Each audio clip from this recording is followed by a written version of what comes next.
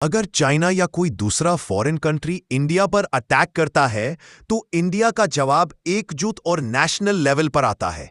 ये सिर्फ हिंदू या मुसलमान नहीं बल्कि पूरा देश मिलकर रिएक्ट करता है। भारत में जंग या देश की सुरक्षा की बात आए तो आम तौर पर सभी धर्मों के लोग, आर्मी और गवर्नमेंट मिलकर देश की रक्षा करते हैं। ये रिस्पॉन्ड नेशनल यूनिटी और सॉवरेंटी के नाम पर होता है, न कि धार्मिक पहचान के बेसिस पर। Historical examples of Indian unity: 1857 की पहली आज़ादी की लड़ाई में हिंदू, मुस्लिम और सारे धर्मों के लोगों ने मिलकर ब्रिटिश से लबान दिया था। ये यूनिटी तब भी काफी मजबूत थी। इंडिया की पॉलिटिक्स में हिंदू मुस्लिम का झगड़ा अक्सर इसलिए होता है क्योंकि कई सियासी पार्टीज मजहब, रिलीजन को वोट बैंक बनाने के लिए इस्तेमाल करती है और रिलीजियस सेंटिमेंट्स को भड़काकर अपना पॉलिटिकल फायदा उठाती है।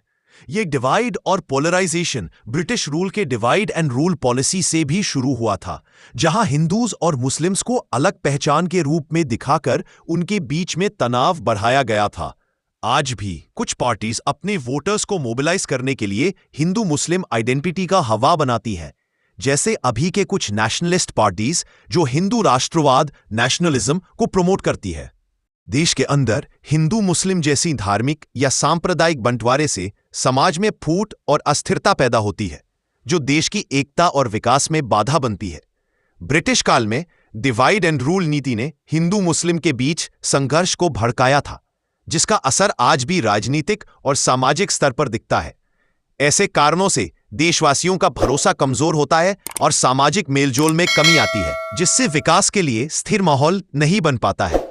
इसके अलावा धार्मिक तनाव और सत्ताधारी नीतियों में भेदभाव ने इससे जुड़े समुदायों को हाशिए पर डाल दिया है, जिससे समाज में और अधिक दरार आती है।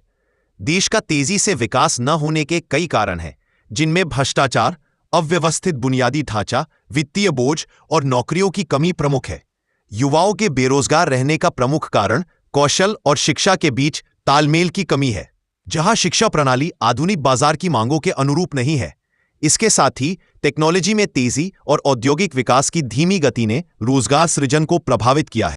लीडर्स और पार्टीज कई बार इलेक्शंस के टाइम ये मजहबी मुद्दे गर्म कर देती है ताकि एक पर्टिकुलर कम्युनिटी उनका वोटर बेस बन जाए। रायट्स या कंट्रोवर्सीज जैसे अयोध्या, बाबरी मस्जिद, गोधरा और सीएए जैसा सिटीजनशिप लॉ भी इसी कम्युनल पॉलिटिक्स का हिस्सा है, जिससे एक कम्युनिटी को दूसरे के खिलाफ खड़ा किया जाता है। तो चलिए आज से हम सब मिलकर अपने देश को और भी बेहतर बनाते हैं। लाइक, शेयर और सब्सक्राइब जरूर करें। जागो जनता जागो।